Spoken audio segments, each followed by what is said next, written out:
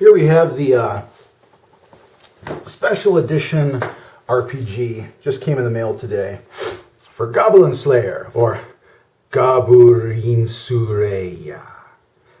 Anyway, made in Japan, like a lot of tabletop role-playing games are, if they're consumed by the Japanese. It's funny how their foreign market is kind of strangely compressed into board games only. But this, I picked this up. I special ordered it back in December, and it took 6 months for it to arrive in the flesh. This is why I hate pre-orders, but that's not the point. We're going to unbox this thing a little bit. As you can tell, I've already really pretty much unboxed this already just to take a look inside. But we're going to show you what's in here. This is a crisp, smooth, glossy box. It's stronger than I expected it. It's not the best. Like, feeling it, like the BattleTech box that came out recently is actually a bit stronger. And a lot of the old school, like L5R boxes, which were made of, printed corrugated, those are a lot stronger, of course. But this is actually pretty good for the box. You open it up, inside, you got, this is not what it appears to be, but it looks really cool opening it up, putting the sides. Like, this is the picture you will be greeted with when you first open the box. Looks like awesome. I get this hardback version of the Goblin Slayer tabletop role-playing game. Doesn't it look freaking awesome? Right? It's not the role-playing game. These are the gaming screen, the GM. It's a typical 4-page Willigoggy.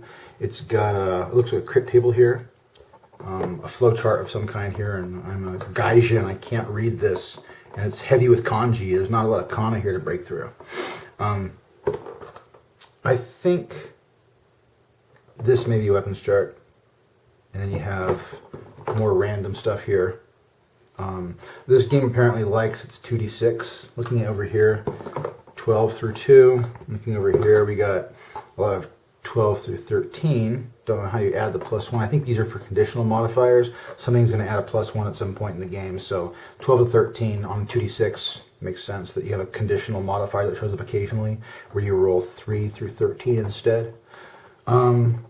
It's nice and glossy. It has the same chroma coat feel the box does. I think these are weapons. These are weapons too, I think. Look at all these D6 and these modifiers. They have some weird stuff on here. Like it says, pretty much what do you want to roll in the way of D3s or D6s? It's not multi-dice really. It's you grab the dice that are going to be in the box and play with those.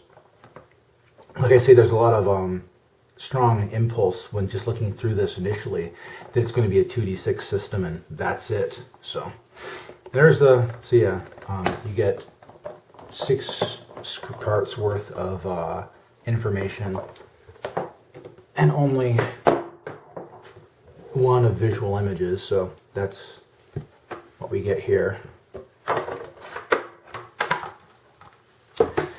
These are rather simple, but they're nice. I like these. Like they come out of the box. These are character sheets. These are every other sheet. This is the first sheet that has your basic stats on it. And this, I think, is your weapons and your damage. For some reason, I always liked it when they put pretty much your basic combat stats on one sheet, and then you have your other stuff like equipment and notes on the second page. Looking at these charts here, I think these are weapons. These are weapons, I'm pretty sure. And these are your stats. I'm thinking these are skills. I don't know what these are. I think it says EX. Maybe the experience this game works differently. But still. And I haven't counted them, but every 2 sheets counts as 1 character sheet. And they're pretty cool that way. They're one-sided. Back is blank as hell, so there's only that. Let's see, open up the box. There's more stuff in here.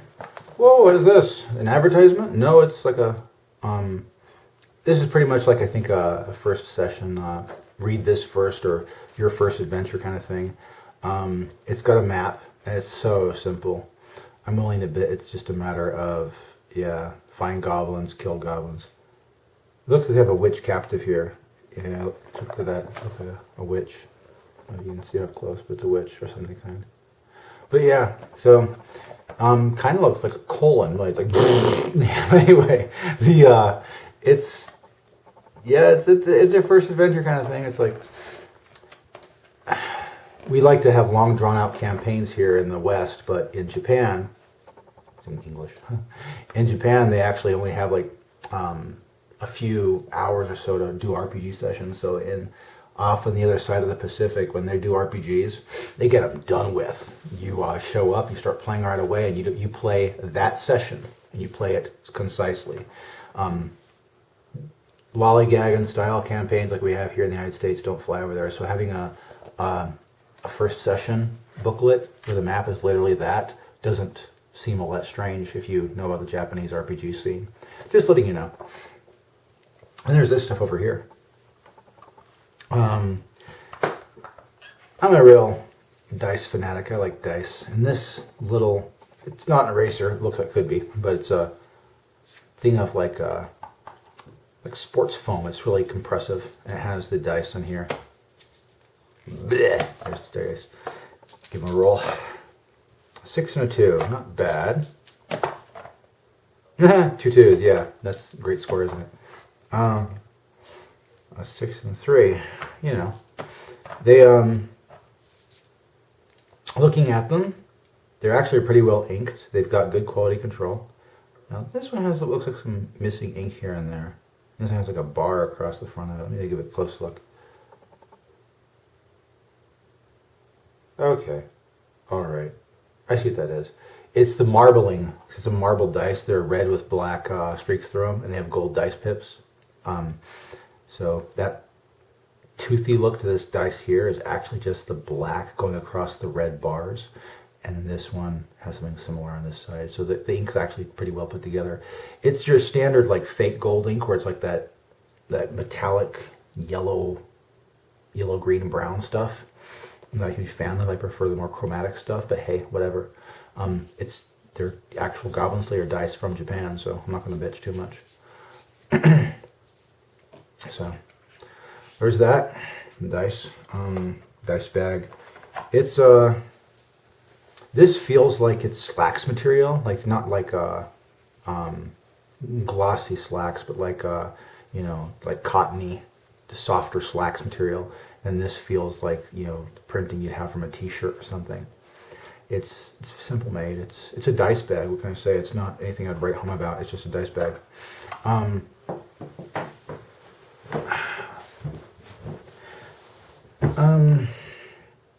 gonna go after this guy because I am a miniatures person. I'm one of these people who actually knows how to handle a miniature too, because a lot of people are like, "Oh no, you have to have it in plastic. This metal stuff is like so old school." Like, well, you got the tools. These things can be worked with. This did not come like this, by the way. Earlier it had staples in all 3 corners. I had to pull them out. I decided to keep the packaging in pretty much one condition because of reasons. It's a limited edition set. I'm not going to keep all the packaging, but might as well do that. This guy, this was Goblin Slayer, the mini. He's huge. He is bigger than the Aurora model guys. He's bigger than most Reaper models. You ever get those Reaper miniature models where it's like you get a huge guy and he's just big? That's what he feels like size-wise. Let me get a measurement here. There's that. I have the double-sided thing. Put this at the very bottom. You get to see that he's about 4 centimeters tall, 40 millimeters, to the plume of his helmet. He's from the tip of his toe to the plume of his helmet. He's a big guy. I would say if your miniature scale doesn't matter too much, it's okay. I'm actually thinking it would be worth it to resculpt a different, smaller version for the game and just have him as like a, hey look, I have a miniature kind of thing. Just having the original kind of bragging rights kind of SOB. So there's the size of the miniature for you. So it's a little bit bigger than your average Reaper miniature is. It's pretty solid. It's kind of on the flattish side, but not so much that I would be, it's not so flat that I would feel horrible about, buying it. I mean, it has a mold line running down the leg that can be cleaned up. In fact, I'm pretty sure it would be a good idea for me to just like clean this guy up and get him ready to, to paint. and then put them back in the box. It'd be kind of hilarious. Put a little bit of foam in there so it doesn't shatter when you take this on and off the shelf in the future. I am a fan of having cool little things like you get a miniature with your Lone Edition RPG. I'm pretty sure they had fun dealing with that one. That was most likely sculpted in 3D, and they made a copy. And essentially, after the copy, they started to cast molds of it. So then here's this Weird as It Sounds. This is the actual book. This is your RPG game. It is not what you expect. In a lot of older school game sets, you had this huge thing where you'd have like the booklets on the inside.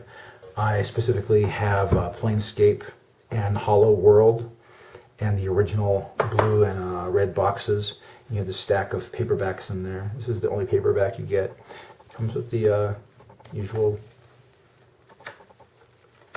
banner here. A little banner that's in the bottom. I forgot what they call these things, but it's like a slip sleeve or something. You get these. And then it's got a dust jacket, which if you pop off the dust jacket, it's just plain white underneath with pretty blue lettering. How cool is that? It looks like a novel. Literally, it's very low on pictures. It's got like a chapter heading pictures and whatnot. But overall, it's just text to play the RPG.